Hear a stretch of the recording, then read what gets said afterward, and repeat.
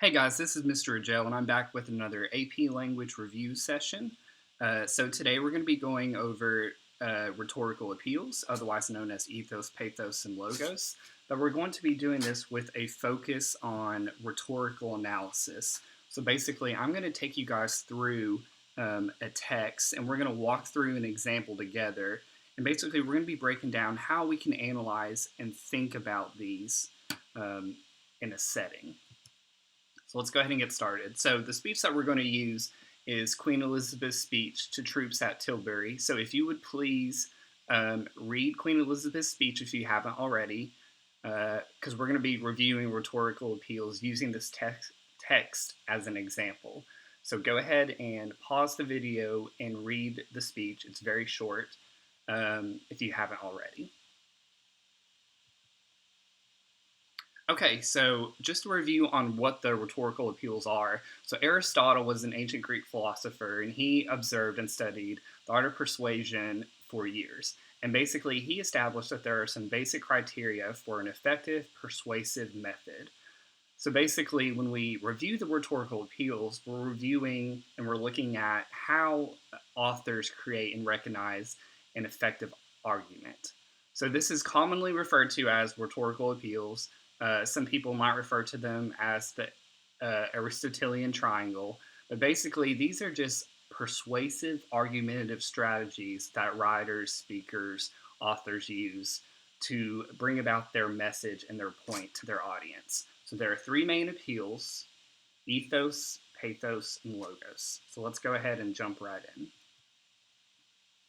Okay, so it's called the rhetorical triangle or the Aristotelian triangle because it is balanced. So you need all of these different criteria working together.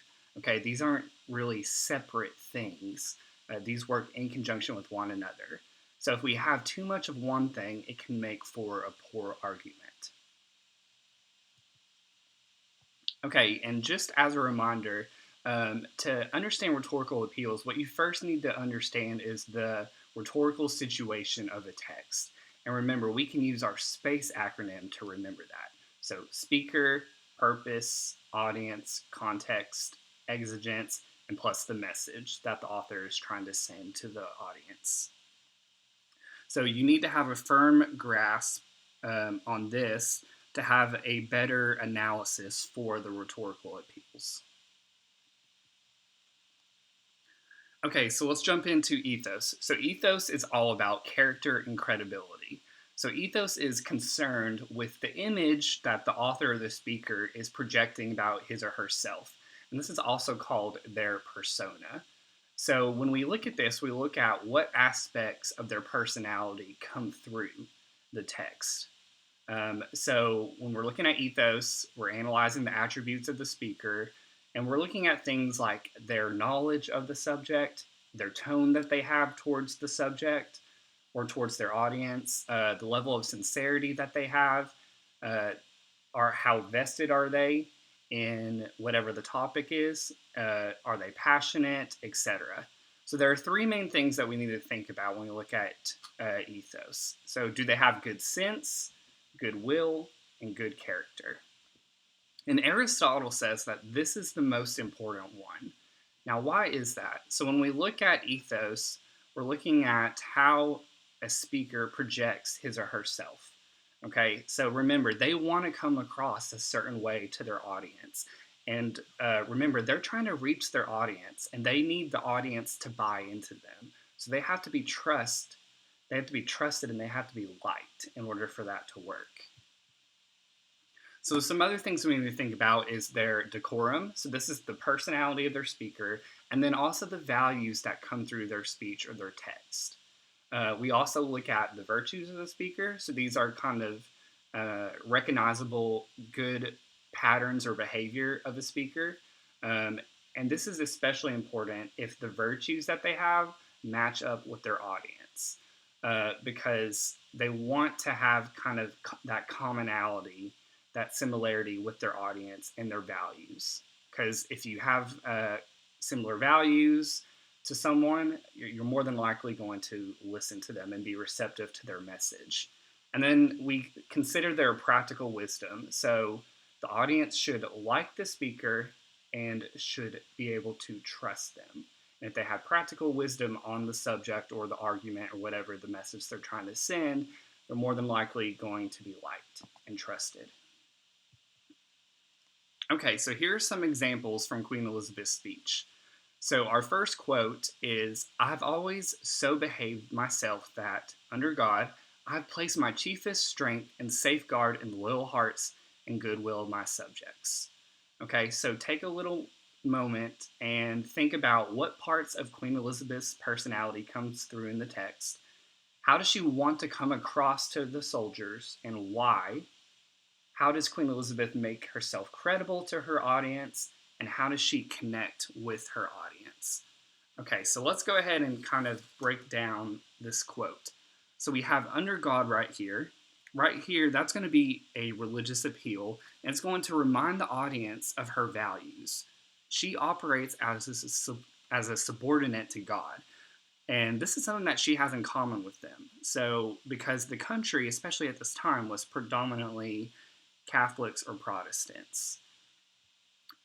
The next little part of this about the chiefest strength. So this connects with her audience because she places her confidence in them, which would inspire them to serve her faithfully. So it kind of breaks down that wall that is separating the monarchs with her subordinates. Okay, so she's saying that she relies on her subjects.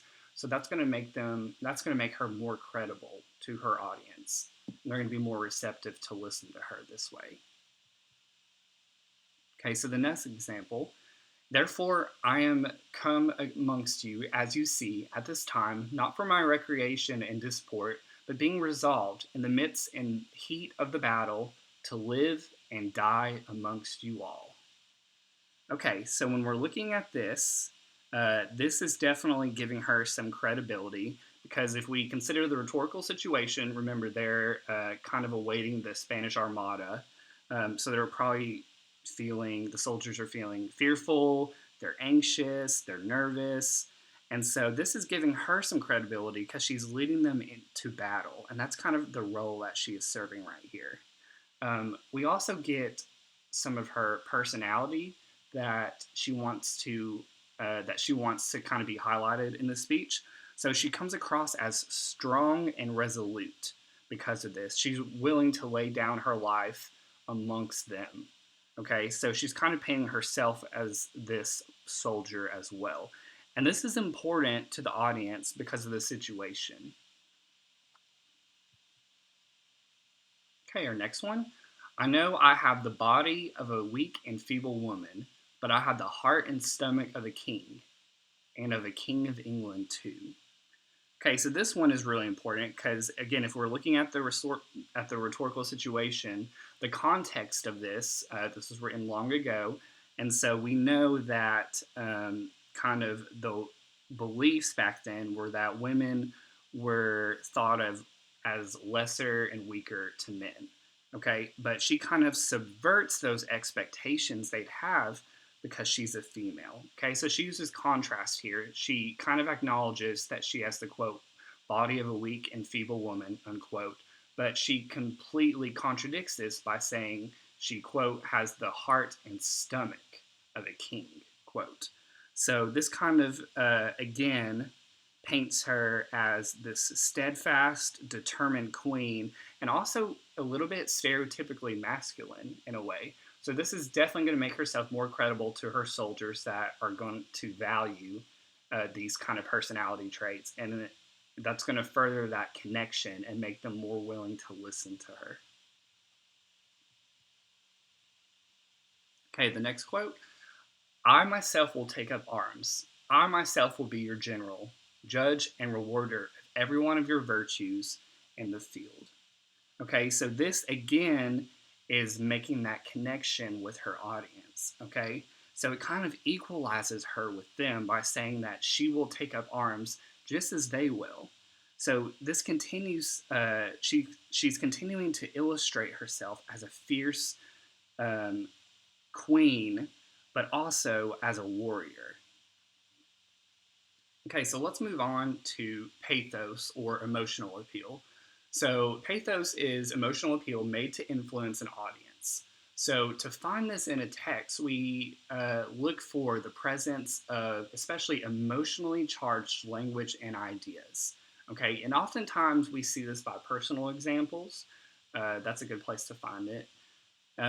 So when an author uses pathos, they attempt to make the audience feel emotions to move them, okay, to motivate them. And again, it's the focus is making the audience feel emotions. It's not the emotions of the speaker that comes through necessarily, although that can be beneficial. But again, let's think of as emotions as complex. Okay, it's not just happy, sad, mad, but it can be like a multitude of things. So, for example, it can make an audience feel afraid, sympathetic towards a cause, excited about something, angry or indignant about something, competitive. It can instill patriotism. It can make them feel ashamed, etc. Okay, so some more information on pathos. What's important is that the speaker wants to synchronize with the audience's emotions to reach them. So, how they do this is they look for common places with the audience. Remember, they want to seem like them. If a speaker seems like their audience, the audience is going to be more receptive to them. And so, again, pathos is a manipulation of the audience's emotions, not the speaker displaying theirs. So let's take a look at a few examples that Queen Elizabeth uses. And think foul scorn that Parma or Spain or any prince of Europe should dare to invade the borders of my realm. So, some guided questions to think about pathos. What emotions does she appeal to? What emotions is she trying to stimulate in her audience? Why would this motivate her soldiers? And does she incorporate any emotionally charged language or ideas? So, in our first example, she's definitely using emotionally charged language and ideas. So, we look at foul scorn. So, when we look at that example, um, foul scorn has an overwhelmingly negative connotation. It kind of vilifies her enemies further.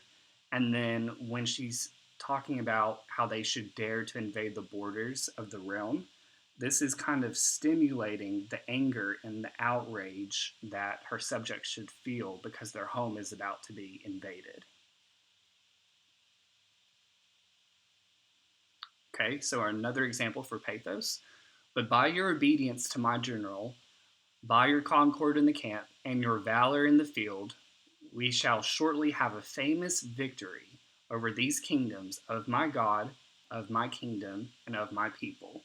So, this example, we definitely have some emotionally charged language. So, we have valor right here, and this has a strong positive connotation.